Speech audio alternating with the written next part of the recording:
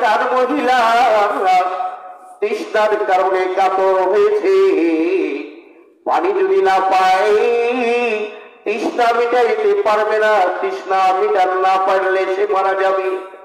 হঠাৎ করে রাস্তার মধ্যে একটা কুয়া মিলেছে, কুয়াতে নিজের পায়ের মুঠাটা কুয়ার মধ্যে দিয়ে পানি উত্তোলন করে নিজের তৃষ্ণা মিটাইছে। কুয়ার পাশে একটা পুকুর, হাওয়ায় আল্লাহ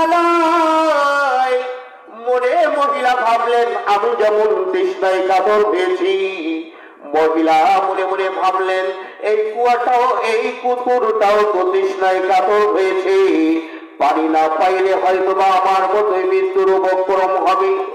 মহিলা আবার নিজের পায়ের মোজাটা কুয়ার মধ্যে দিয়া পানি উত্তোলন করে যখন ওই কুকুরের জিহ্বাতে দিয়েছে, আমার হাবিব মুসলিম শরীফের আয়াত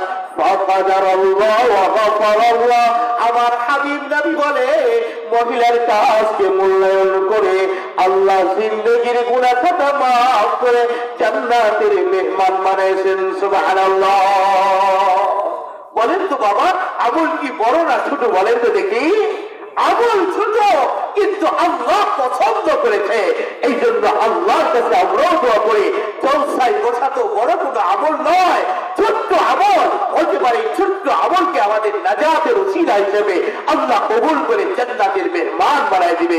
সবাই বলেন আমিন।